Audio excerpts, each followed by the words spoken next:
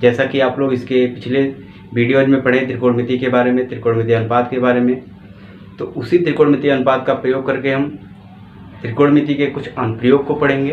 त्रिकोणमिति का प्रयोग आपको जैसा कि पहले बताया गया है कि त्रिकोणमिति मुख्य रूप से दूरी ज्ञात करने के लिए, जैसा कि आप ज्योग्राफी में पढ़ते होंगे, दो ग्रहों के बीच की दूरी, पृथ्वी और ग्रह, इन सब के बीच की दूरियों को ज्ञात करना बहुत कठिन होगा।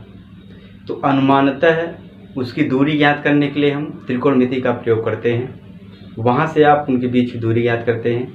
तो इसका प्रयोग मुख्य रूप से दूरी ज्ञात करने के लिए ही होता है। तो यहाँ से इसका प्रयोग करेंगे। तो इस चैप्टर में हम मुख्य रूप से ऊंचाई और दूरी पढ़ेंगे। ऊंचाई और दूरी त्रिकोणमिति का प्रयोग करके ही हम ज्ञात करेंगे। तो ऊंचाई और दूरी शुरू करने से पहले यदि आप हमारे चैनल को सब्सक्राइब नहीं किए हैं तो सबसे पहले सब्सक्राइब कर लीजिए, जिससे आने वाली सभी वीडियोज़ की सूचना आप तक पहुँचती रहे, ताकि कोई भी वीडियो आपसे छूटे ना। तो चलिए हम शुरू करते हैं। त्रिकोणमिति के अनुप्रयोग में हम आज पढ़ेंगे ऊंचाई और दूरी। ऊंचाई और दूरी, जैसा कि आप लोग अभी त्रिकोणमिति अनुपात में देखा है कि tan थीटा बराबर लंब बटे आधार, sin थीटा बराबर लंब बटे कर्ण। तो इसी अनुपात का प्रयोग करके हम ऊंचाई ज्ञात करेंगे, दूरी ज्ञात करेंगे। तो ऊंचाई और दूरी ज्ञात करने के लिए कुछ पॉइंट्स है, उसको पहले हम देख लेते हैं।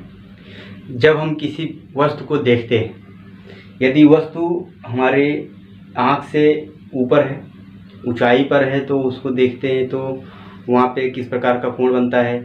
और यदि वस्तु नीचे है, ज़मीन पे है, तो उसको देखेंगे तो वहाँ पे क्या कोण बनेगा, कितने अंश का कोण बनेगा, उसके बारे में देखें। तो यहाँ पे आपको नाम मिलेगा कि उन्नयन कोण। क्या है? उन्नयन कोण। उन्नयन कोण का मतलब हो गया कि ऊपर। उन्नयन कोण का मतलब ऊपर। जैसे अगर ये कोई मीनार है, यहाँ पे आपको मीनार दे दिया है, ठीक, और मीनार के ऊपरी सिरे को हम देख रहे हैं।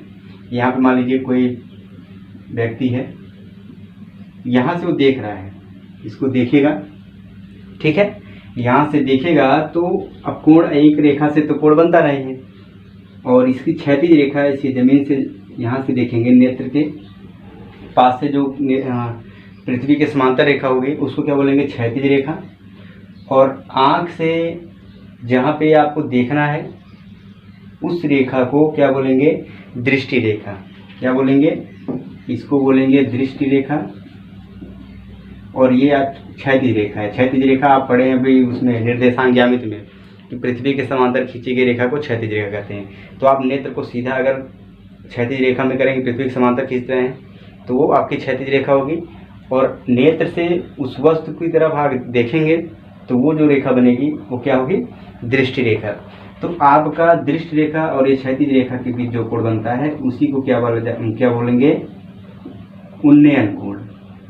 क्या बोलेंगे? उन्नयन कोण। तो आप उन्नयन कोण समझ गए होंगे कि जब हम ऊपर की तरफ देखेंगे तो क्या बने, कौन सा कोण बनेगा? उन्नयन कोण बनेगा। और जब हम नीचे की तरफ देखेंगे, नीचे की तरफ का मतलब जैसे मान लीजिए ये कोई मकान है और यहाँ इसके छत पर से हम देख रहे हैं कोई वस्तु यहाँ पे है। अगर यहाँ से हम देख रहे हैं तो ये और हमारी नेत्र की क्षैतिज रेखा क्या बनेगी? इधर, ठीक है। ये कोई वस्तु है, इसको देख रहे हैं यहाँ से, तो क्षैतिज रेखा और ये कौन सी रेखा होगी? दृष्टि रेखा के बीच का जो कोण बनेगा उसको क्या बोलेंगे? अवनमन कोण। दूसरा क्या है? अवनमन कोण। तो उन्नयन कोण क्या हो गया? ऊपर। अवनमन कोण क्या हो गया? नीचे। तो ऊपर देखेंगे तो उन्नयन कोण बनेगा, नीचे देखेंगे तो अवनमन कोण बनेगा। ये दो कोण बहुत इंपॉर्टेंट है। अभी फिगर में आप जब बनाएंगे क्वेश्चन का तो वहाँ पे उन्नयन कोण और अवनमन कोण समझना होगा, और इसी की सहायता से हम ऊंचाई और दूरी ज्ञात करेंगे। जैसे यहाँ पे यही क्वेश्चन देगा कि इस मीनार की ऊंचाई ज्ञात कीजिए, या इसके बीच की ये दूरी ज्ञात कीजिए, या ये कोण ज्ञात कीजिए। इस प्रकार से क्वेश्चन मिलेगा। तो इसके क्वेश्चन को हम एग्जाम्पल के माध्यम से देखते हैं। वहाँ पे आप समझेंगे कि कैसे कैसे त्रिकोणमितीय अनुपात का प्रयोग करके हम दूरी और ऊंचाई ज्ञात करते हैं। आपको मुख्य रूप से दो ही बात इसमें देखना है, एक तो उन्नयन कोण या अवनमन कोण, दूसरा त्रिकोणमितीय अनुपात। ये दो चीज़ अगर आपको याद है उसका प्रयोग उसका एग्जाम्पल या क्वेश्चन हल किए हैं, तो उसकी सहायता से हम ऊंचाई और दूरी के सभी क्वेश्चंस को हल कर लेंगे। बस हम क्वेश्चन को पढ़ करके फिगर सही से बना लें। तो चलिए देखते हैं एग्जाम्पल में देखिए क्या कह रहा है क्वेश्चन। एक मीनार ऊर्ध्वाधर खड़ी है धरती के एक बिंदु से जो मीनार के पाद बिंदु से 15 मीटर दूर है। मीनार के शिखर का उन्नयन कोण 60 अंश है। मीनार की ऊंचाई ज्ञात कीजिए। तो जब भी आपको क्वेश्चन मिलेगा तो उस क्वेश्चन को आप ध्यान से पढ़िए और पढ़ करके उसको समझिए कि इसका फिगर कैसे बनेगा।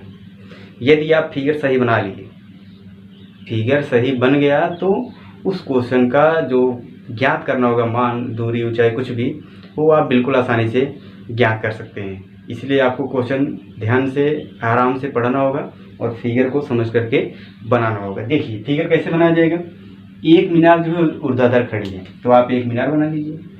आप मीनार छापना नहीं है कि मीनार बढ़िया से पेंट करें, केवल आप एक लाइन खींची, मीनार हो गया। अब धरती के एक बिंदु से, धरती मान लीजिए मीनार आपकी जमीन पे है, तो इस पे कहीं बिंदु है, वो बिंदु जो है, बिंदु जो मीनार के पाद बिंदु से 15 मीटर दूर है। पाद बिंदु मतलब ये, यहाँ से 15 मीटर दूर, चाहे आप इधर बना लीजिए चाहे इधर बना लीजिए। चलिए इधर ही खींच देते हैं। यहाँ से 15 मीटर दूर, इसकी दूरी कितनी है, 15 मीटर दूर एक बिंदु है। यहाँ पे है ना, धरती के एक बिंदु से जो मीनार के पाद बिंदु से 15 मीटर दूर है, तो इसके बीच की दूरी 15 मीटर हो गई। मीनार के शिखर का उन्नयन कोण 60 अंश। यहाँ से मीनार के शिखर, शिखर मतलब ऊपर का उन्नयन कोण, यहाँ से देख रहे हैं तो इसके शिखर का उन्नयन कोण कितना बन रहा है, 60 अंश बन रहा है। तो मीनार की ऊंचाई ज्ञात कीजिए। मीनार यही है, इसकी ऊंचाई ज्ञात करना है, मान लीजिए यह एच हो गया। क्लियर, एक त्रिभुज हमारा बन गया ABC। इसमें देखिए एक बात आ रहा है, एक बात इसमें मिल रहा है, उसको आप देखेंगे कि क्या होता है। यहाँ पे जैसे मिला पाद बिंदु और ये शिखर, तो इस प्रकार से कौन कौन से नाम हैं, कौन कहाँ पे होता है, इसको देखिए। तो पाद का मतलब क्या होता है, पैर, ठीक, और शिखर का मतलब क्या होता है, सिर। तो पैर क्या होगा, निचला भाग पैर, और ऊपरी भाग क्या होता है, सिर होता है। तो इस प्रकार से आप समझ लीजिए, इसको पाद बोलते हैं या आधार बोलते हैं। क्लियर, शिखर को शिखर बोलेंगे, चोटी बोलेंगे, या इस तरह से का नाम और मिल सकता है। तो ये इसका मतलब हो गया पैर, मतलब नीचे वाला भाग, और इसका मतलब सिर, ऊपरी भाग। तो पाद बिंदु का मतलब यही हो गया। आधार बोलेगा तब भी यही है, निचला सिरा बोलेगा तब भी यही है, शिखर बोलेगा, चोटी बोलेगा तो ऊपरी बिंदु हो जाएगा। क्लियर, चलिए अब इस क्वेश्चन को देखते हैं कैसे इसको हल किया जाए, इसकी ऊंचाई कैसे हम ज्ञात करेंगे। तो क्वेश्चन में कुछ है नहीं, बिल्कुल इजी है, बस आप एक बार ध्यान से देख लीजिए, आपके दिमाग में बैठ जाएगा कि कैसे क्वेश्चन हो रहा है। जैसा कि हम आपको बताया कि फिगर आपका सही बनना चाहिए, सही बनेगा तभी सही आंसर आएगा। तो फिगर आप बनाते समय इसको पढ़ते रहिए, पढ़ करके बढ़िया से फिगर बनाइए, फिगर बन जाएगा। कौन सा मान कहाँ पे दिया गया है उसको आप अगर रख लिए हैं तो जो ज्ञात करना है वो आसानी से आ जाएगा। ठीक, अब इसके बाद फिगर बनने के बाद आपको केवल एक बात सोचना है कि कोण क्या दिया गया है, कौन सी दूरी दी गई है, कौन सी दूरी ज्ञात करनी है। ये इसमें आप देखेंगे तो ये कोण दिया गया है, इस कोण के लिए ये वाली भुजा क्या है, इसका मान ज्ञात करना है। तो ये वाली भुजा इस कोण के लिए क्या है, इसका मान दिया गया है। तो ये वाली भुजा इस कोण के लिए क्या है, तो आप देखेंगे इस कोण के सामने वाली भुजा क्या होती है, लंब होती है, और ये कर्ण होता है। बाकी ये तीसरी भुजा क्या होती है, आधार। इतना बात आपको स्पष्ट होना चाहिए त्रिकोणमितीय अनुपात से। तो इस कोण के लिए ये लंब होगा और ये क्या होगा, आधार होगा। तो लंब और आधार में किसका संबंध होता है, कौन सा अनुपात होता है, tan का। कौन सा, tan। तो आप रख सकते हैं त्रिभुज ABC में tan थीटा और tan 60 अंश बराबर क्या रखेंगे, लंब क्या है AB, आधार क्या है BC। यहाँ पे आप लिख सकते हैं कि ये लंब बटे आधार, इस तरह से, चाहे इसको लिखिए तब इसके बाद लिखिए, डायरेक्ट आप AB बटे BC लिख सकते हैं। तो tan 60 अंश का मान भी आपको पता होगा, पढ़े हैं त्रिकोणमिति में। tan 60 अंश का मान करड़ी में 3, AB का मान कितना है h, इसको ज्ञात करना है। BC का मान कितना दिया गया है 15। तो अगर हम पक्षांतर करेंगे इसका इधर गुणा, तो h बराबर आ जाएगा 15 करड़ी में 3 मीटर। ये तो h ज्ञात करना है, देख लीजिए 2 लाइन में आ जाएगा कि मीनार की ऊंचाई कितनी हो गई, 15 करड़ी में 3 मीटर। क्लियर। तो इस तरह से क्वेश्चन को आप इजीली हल कर सकते हैं यदि आपको त्रिकोणमितीय अनुपात स्पष्ट है, उनके कोणों का अनुपात स्पष्ट है, तो आप मान रख करके आसानी से ज्ञात कर सकते हैं। दूसरा एग्जांपल देखिए, इसमें 2 त्रिभुज बनेगा। क्वेश्चन पढ़ेंगे तो आपको समझ में आएगा कैसे कैसे 2 त्रिभुज बनेगा। तो यही 2 प्रकार के क्वेश्चन इसमें मिलेंगे, या तो एक त्रिभुज बनेगा या तो एक से अधिक 2 त्रिभुज बनेगा। ठीक, 2 त्रिभुज से कैसे हल करते हैं देखिए। आप क्वेश्चन को पढ़ेंगे कि एक समतल जमीन पर खड़ी मीनार की छाया, तो एक मीनार है समतल पर खड़ी हुई है, तो इसकी छाया है ना, समतल जमीन पर मीनार की छाया मान लीजिए इधर बनाए, चलिए इधर बनाते हैं, ये इसकी छाया है। ठीक, 40 मीटर अधिक हो जाती है, अभी छाया इतनी है तो करें कि उस स्थिति में 40 मीटर अधिक हो जाती है जबकि उन्नतांश, सूर्य का उन्नतांश मतलब उन्नयन कोण 60 अंश से घटकर 30 अंश हो जाता है। अच्छा, इसका मतलब कि अभी इस समय इसका उन्नयन कोण कितना है, 60 अंश है। उन्नयन कोण कितना है, 60 अंश है। और जब इसका उन्नयन कोण 60 अंश से 30 अंश हो जाता है, 60 अंश से घटकर 30 अंश, तो 30 अंश होने का मतलब इधर थोड़ी होगा, इधर होगा तो और बढ़ेगा ना, इधर जाएगा। इसका मतलब इसका उन्नयन कोण यहाँ से देखेंगे तो कितना बनेगा, 30 अंश। तब इसकी लंबाई जो है 40 मीटर अधिक हो जाती थी। यहाँ से यहाँ तक ये बढ़ा है, ये हो गया 40 मीटर। क्लियर बात। फिर से समझ लीजिए, मीनार की छाया ये है, 40 मीटर अधिक हो जाती है कब, जब इसका उन्नयन कोण 60 से घटकर कितना होगा, 30। उन्नयन कोण कैसे घटेगा कैसे बढ़ेगा, मान लीजिए सूर्य यहाँ पे है, सूर्य का प्रकाश जब मीनार पे पड़ेगा तो इधर उसकी परछाई छाया बनेगी। जब सूर्य का प्रकाश कम हो गया, सूर्य ढलेगा तो उसका छाया और दूर जा करके बनेगा, मीनार की छाया और दूर बनेगी। तो इसका उन्नयन कोण अभी 60 अंश है, तो उस समय 30 अंश होगा। जब छाया इसकी दूर जाएगी तो पहले यहाँ पे थी छाया, अब यहाँ पे चली गई तो इतना दूर इसकी बढ़ गई है। तो ये 40 मीटर दिया है और ये उन्नयन कोण दिया है। फिर कह रहा है कि मीनार की ऊंचाई ज्ञात कीजिए। मीनार आपकी है ये, इसकी ऊंचाई मान लीजिए x है। तो त्रिभुज हमारा हो गया ABC और ये D, ये कुछ नहीं दिया गया है, इसको मान लीजिए x। क्लियर। अच्छा, एक बात इसमें पहले एग्जाम्पल में मैंने ही बताया कि जब आप क्वेश्चन को हल करते हैं तो उसमें आपको ये दिखाना पड़ेगा कि ये मीनार है, यहाँ से यहाँ पे दूरी है, उसको लिखना पड़ेगा। क्यों? क्योंकि हम तो जान रहे हैं कि ये भी मीनार है, ये दूरी है, परछाई है, लेकिन जो कॉपी चेक करेगा या किसी और को आप ये फिगर दिखाएंगे तो क्या यह देख करके वो बता सकता है मीनार है? मीनार तो दिख नहीं रहा है, बस हम मीनार के रूप में बनाए, इसलिए इसको लिखना पड़ेगा कि ये भी मीनार है, इसकी दूरी x माने है, ये 40 है, ये 30 है, ये 60 है। तो उसको पहले लिखेंगे, कैसे लिखेंगे? हम लिखेंगे चित्र में AB मीनार है, ठीक, और BC बराबर x मीटर मान लिया गया है, और CD बराबर है 40 मीटर, और H मान लिया है कि AB बराबर क्या है, H। ठीक, बस आपको इतना लिखना है कौन क्या है। जैसे एक मीनार दिया है तो मीनार ही लिखे, अगर यहाँ पर होता है यहाँ पे एक जहाज है तो लिखते बिंदु C क्या है, एक जहाज है, ये भी जहाज है, जो रहेगा उसको आपको बताना होगा। ठीक, उसके बाद देखिए हल करते हैं। तो हल करने में जितने त्रिभुज बने हैं, त्रिभुज बनने का मतलब है जितने उन्नयन कोण है, सभी उन्नयन कोण का आपको यूज करना होगा। तो कोई भी त्रिभुज ले लीजिए, चाहिए त्रिभुज लेंगे तो इसमें भी उन्नयन कोण है, अगर एक बड़ा वाला त्रिभुज लेंगे तो इसमें भी उन्नयन कोण है ना। चलिए पहले छोटा वाला ले लें, त्रिभुज ABC में। अब आप समझेंगे कि इस कोण के लिए आपको ये भुजा दिया गया है, ये भुजा दिया गया है, इस कोण के लिए ये कौन सा भुजा होगा, लंब होगा, और ये आधार होगा। तो लंब और आधार में tan का संबंध होता है, या काट का भी लिख सकते हैं आप, कुछ भी लिख सकते हैं। तो इस कोण के लिए लंब है या आधार, तो यहाँ हम लिख सकते हैं tan 60 अंश बराबर लंब क्या है H, ये भी H, आधार क्या है x। तो tan 60 अंश का मान क्या होता है, √3 = H/x। आपको मान किसका याद करना है, H का।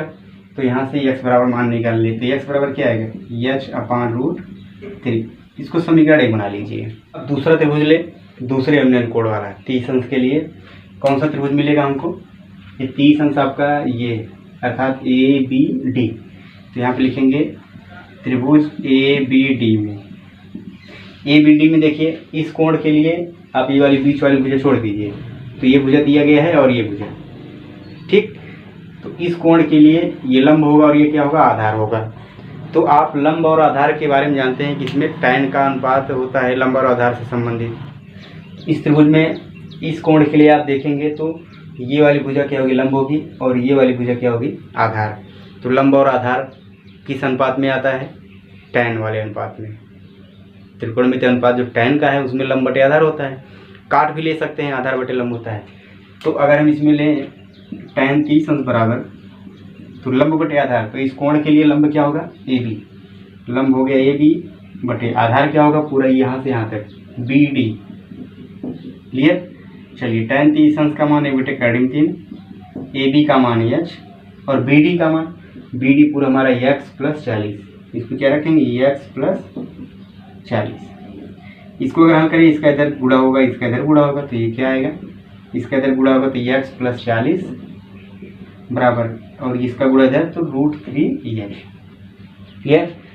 दोनों त्रिभुज का प्रयोग हो गया, इस त्रिभुज को भी लिए तो ये मिला, बड़े वाले त्रिभुज के लिए तो ये मिल गया। अब दोनों त्रिभुज से जो समीकरण मिला है उसको हल करके हमें जिसका मान ज्ञात करना है, मीनार की ऊंचाई, उसको हम ज्ञात करेंगे। कैसे ज्ञात करेंगे, यहाँ से x का मान इसमें रख दें तो सभी h में आ जाएगा, आंसर आपका मिल जाएगा। चलिए रखा जाए, समीकरण 1 से x का मान रखने पर x के स्थान क्या रखेंगे, h अपान √3 प्लस 40 बराबर √3h। अगर इसको हम हल करें तो h प्लस ये 40 कर्डिम 3 बटे कर्डिम 3 बराबर कर्डिम 3h, इसका इधर गुणा हो जाएगा तो आएगा h प्लस 40 कर्डिम 3 बराबर 3h, ठीक। फिर h को उधर ले जाइए तो ये होगा 40 कर्डिम 3 बराबर 3h माइनस h, हमको मिल जाएगा 2h इक्वल टू 40√3। तो यहाँ से h बराबर आएगा 40 कर्डी में 3 बटे 2, तो कैंसिल होके आएगा 20 कर्डी में 3 मीटर। ये क्या आ जाएगा, मीनार की ऊंचाई, मीनार की ऊंचाई हमारी 20 कर्डी में 3 मीटर प्राप्त होगी। तो यही दो प्रकार के क्वेश्चन पूरे एक्सरसाइज में मिलेंगे, एग्जाम्पल में मिलेंगे। कौन कौन से, एक तो केवल एक त्रिभुज मिलेगा, एक उन्नयन कोण या एक अवनमन कोण मिलेगा। तो एक त्रिभुज से आप सीधा सीधा एक बार अनुपात रख करके आंसर ज्ञात कर सकते हैं। और दूसरे क्वेश्चन में क्या मिलेगा कि दो त्रिभुज आपको मिलेगा, दो उन्नयन कोण मिल सकता है या दो न्यून कोण अवनमन कोण मिलेगा, तो वहाँ से दो त्रिभुज मिलेंगे। फिर दोनों त्रिभुज का आप त्रिकोणमितीय अनुपात रख करके वहाँ से दोनों समीकरण ज्ञात करके हल करेंगे, जो आंसर ज्ञात करना होगा वो मिल जाएगा। तो बस ये दो प्रकार के क्वेश्चन ही मिलेंगे और इन्हीं पे आधारित आपकी एक्सरसाइज दी गई है, उसको आप हल करने का प्रयास कीजिएगा, हल करिएगा, एग्जाम्पल भी लगाइएगा। फिर नेक्स्ट वीडियो में हम पूरे एक्सरसाइज को सॉल्व करेंगे।